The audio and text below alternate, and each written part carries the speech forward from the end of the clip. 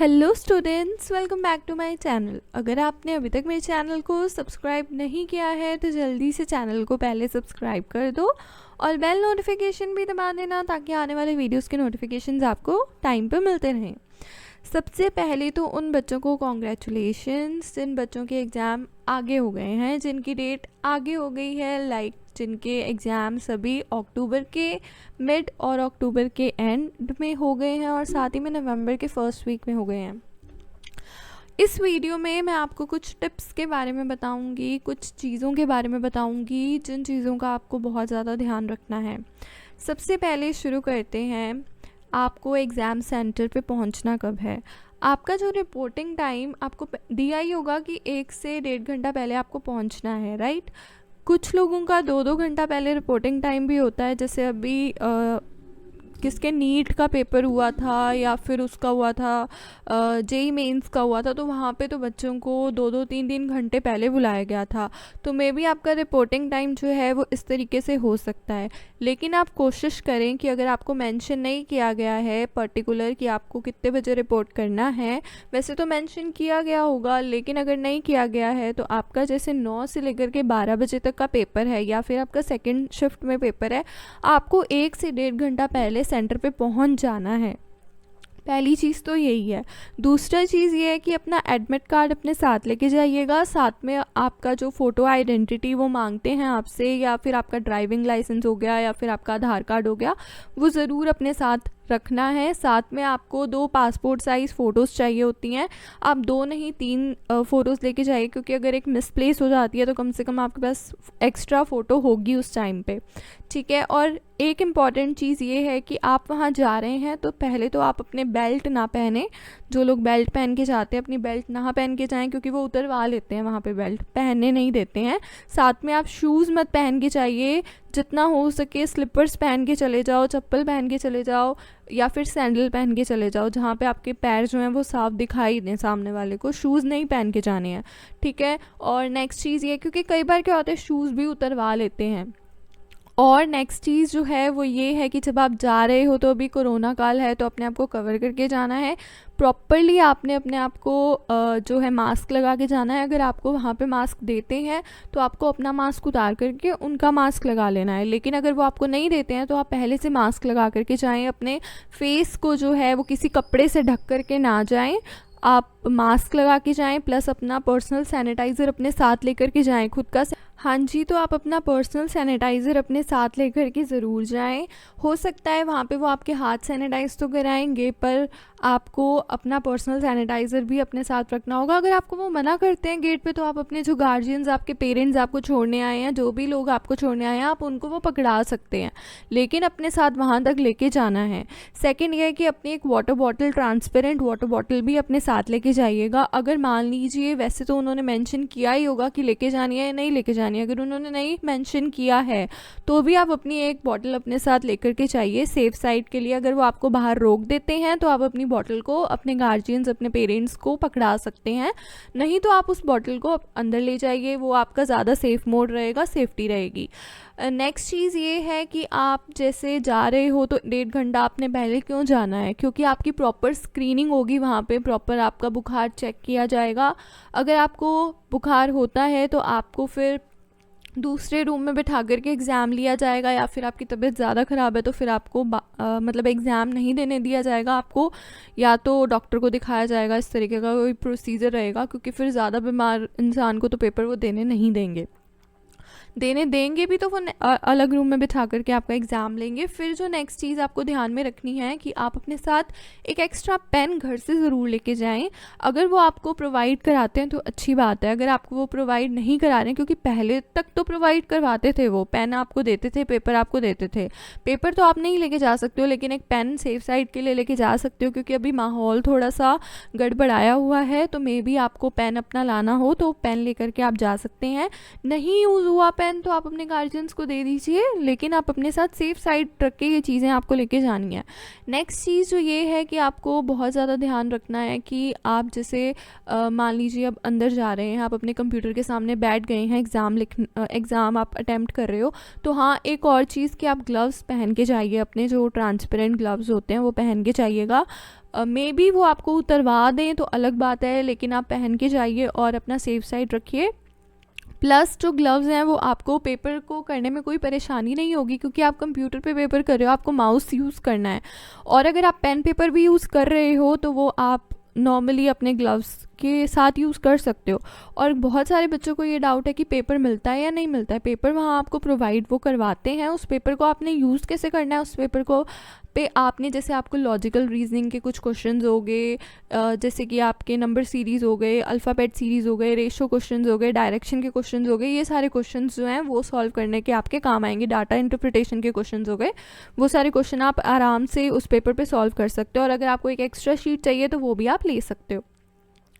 Next जो चीज़ है जो मैंने अभी आपको बताई थी कि आप जब अपने कंप्यूटर के सामने बैठ रहे हो, तो जैसे ही आप बैठते हैं कंप्यूटर के सामने, तो प्लीज़ इस बात का ध्यान रख लीजिएगा कि आपका कंप्यूटर काम कर रहा है या नहीं कर रहा है। स्क्रीन ब्लैंक तो नहीं है, बिल्कुल ब्लैक स्क्रीन तो नहीं दिख रही है। कुछ तो माउस हिला करके देख लेना कि आपका नाम आएगा और आपका पासवर्ड के लिए जो है कॉलम छोड़ा हुआ होगा, ब्लैंक स्पेस होगा, वो देख लेना कि आपके स्क्रीन पे वो चीज़ दिख रही है या नहीं दिख रही है, क्योंकि ये चीज़ बहुत इंपॉर्टेंट है। बहुत सारे बच्चों के साथ ये चीज़ हो जाती है कि बाकी बच्चे तो एग्ज़ाम शुरू कर चुके होते हैं, लेकिन जो कुछ बच्चे होते हैं जिनका कंप्यूटर ही नहीं काम कर रहा होता है, उनको बहुत ज़्यादा प्रॉब्लम होती है। फिर वो अपने टीचर्स को एंड टाइम पे बुलाते हैं और पूछते हैं कि इसको सिस्टम को चलाओ, ये करो, वो करो। तो फिर उनका भी दिमाग ख़राब होता है, वो भी भागते हैं कि सिस्टम को कैसे ऑन करें, कैसे ऑफ़ करें। तो काफ़ी सारे कंप्यूटर्स होते हैं जो काम नहीं करते हैं। तो इस चीज़ का आप पहले ही ध्यान रख लेना। जब आप 1 घंटा पहले वहाँ जा रहे हो, 1.5 घंटा पहले जाओगे तो आधा घंटा स्क्रीनिंग वगैरह, आपकी चेकिंग वगैरह करने में लग जाएगा। और 1 घंटा पहले वहाँ जाके बैठ रहे हो तो कम से कम कंप्यूटर चल रहा है नहीं चल रहा है 1 घंटा पहले देख सकते हो।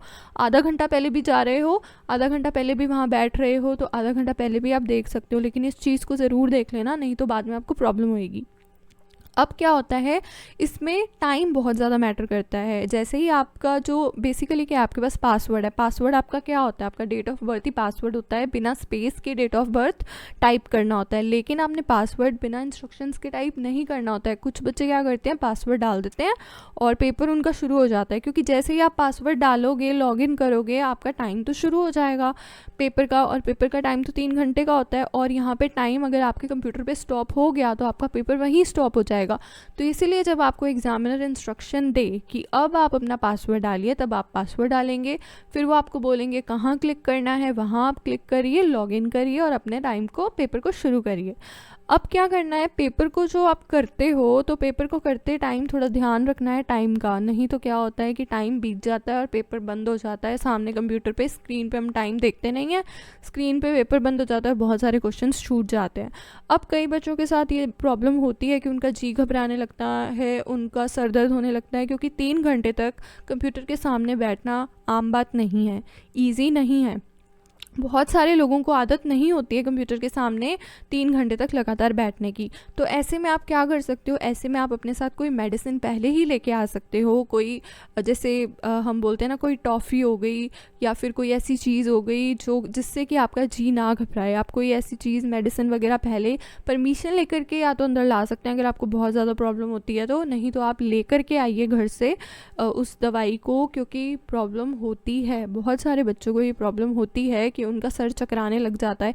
1 से 1.5 घंटा तो आराम से निकलता है, लेकिन उसके बाद में सर घूमता है और पेपर भी अटैम्प्ट नहीं किया जाता है। क्वेश्चन सामने उस स्क्रीन पे तो वो समझ में भी नहीं आता है कि क्या लिखा हुआ है, क्या ऑप्शंस हैं, कैसे करना है।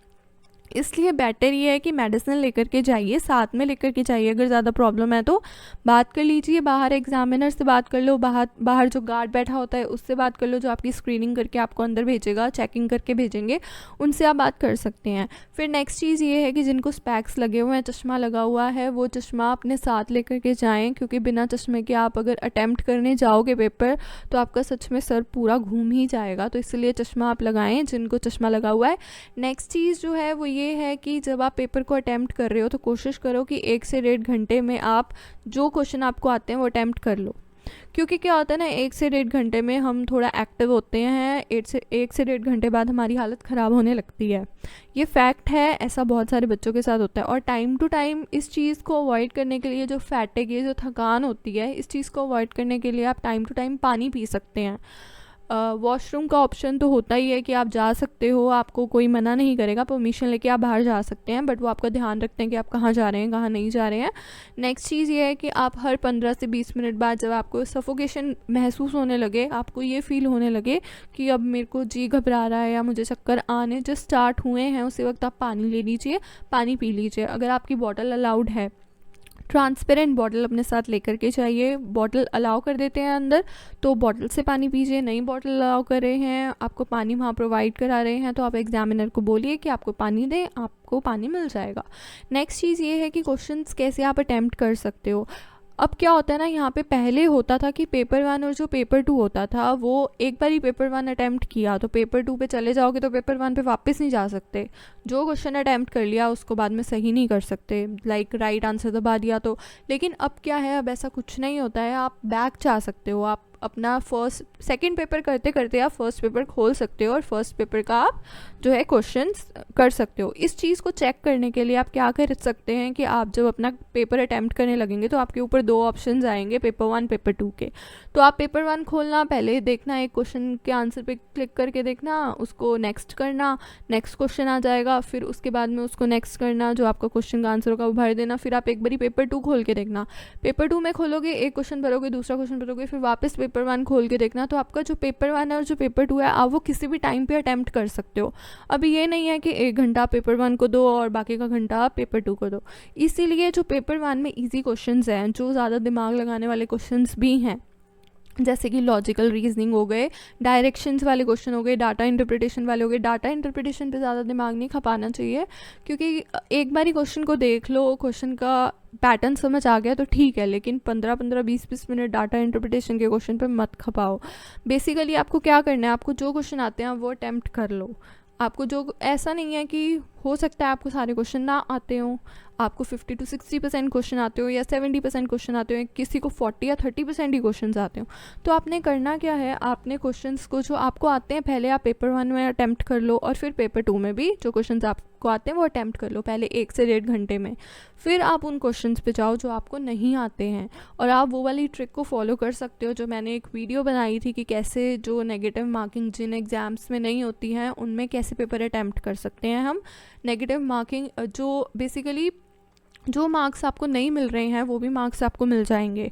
तो आप वो कैसे कर सकते हो, आप जाकर के उस वीडियो को मेरे चैनल पे देख सकते हैं। और ये चीज़ है कि बेसिकली आपको जो अपना पेपर अटैम्प्ट करना है वो जो एक्टिव हो, आप 1 से 1.5 घंटा 2 घंटा जितना भी आप एक्टिव हो, आप कोशिश करो उन क्वेश्चंस को पहले अटैम्प्ट कर लो, चाहे वो पेपर 2 के ही क्यों ना हो। क्योंकि क्या होता है ना, पेपर 1 करने में 1 से 1.5 घंटा बीत जाता है, फिर पेपर 2 पे जाते हैं तो पूरी हालत ख़राब हो चुकी होती है और पेपर 2 के क्वेश्चंस ही नहीं समझ में आते हैं। तो इसलिए बेटर ये है कि जो क्वेश्चंस आपको आते हैं देखते जाओ कि हाँ ये क्वेश्चन मुझे आता है, कर लो, दूसरा क्वेश्चन आता है कर लो, तीसरा क्वेश्चन आता है कर लो। अब तो ये भी ऑप्शन है कि आप अपना डाउट पे छोड़ सकते हो, रिव्यू के लिए क्वेश्चन को छोड़ सकते हो, तो आप ये कर सकते हैं। फिर ये है कि अगर आपने किसी क्वेश्चन का आंसर ग्रीन क्लिक कर दिया है, लाइक करेक्ट कर दिया है कि हाँ मेरा ये क्वेश्चन का आंसर करेक्ट है, फिर आपको बाद में पता चलता है कि नहीं इस क्वेश्चन का आंसर तो दूसरा होगा, तो वो भी आप भी चेंजेस कर सकते हो। फिर ये है कि आपको टाइम लिमिट का ध्यान रखना पड़ेगा। वैसे तो क्या होता है ना कि पूरा जो टाइम आपके स्क्रीन पे चल रहा होता है, लेकिन कुछ लोग जो हैं वो टाइम को देखते ही नहीं है, बस अपने पेपर में ही टाइम बिता देते हैं और वहाँ पे स्क्रीन पे पता चलता है कि जो टाइम है वो ओवर हो चुका है, अब आप पेपर नहीं अटैम्प्ट कर सकते हो। तो इस चीज़ का ध्यान रखना है कि हमें टाइम को देख करके चलना है, और वो ट्रिक जो है वो आप जा कर के वीडियो चेक कर सकते हो, और मैं डिस्क्रिप्शन बॉक्स में भी उस वीडियो का लिंक डाल दूँगी। बस यही सारी चीज़ें हैं जिनका आपको ध्यान रखना है, जिनका आपको ख़ास करके ध्यान रखना है अपने ये पेपर को अटैम्प्ट करते टाइम, क्योंकि ये भी आपको मार्क्स गेन करने में मदद करते हैं। अब अगर आपको थकान नहीं होगी तो आप एक्टिवली अपने क्वेश्चंस को देख पाओगे और कहीं ना कहीं आप राइट आंसर चूज़ कर पाओगे। अब मेन चीज़ ये होती है कि फर्स्ट पेपर में सारे रीजनिंग वाले प्लस जो पैराग्राफ वाले क्वेश्चंस होते हैं, 2 क्वेश्चन भी आते हैं, कई बार 3 क्वेश्चन भी आ जाते हैं, उनमें से आपको 5-5 6-6 एक पैराग्राफ में से 5-5 6-6 क्वेश्चन आते हैं, तो आप उनको अटैम्प्ट कर सकते हो पहले, क्योंकि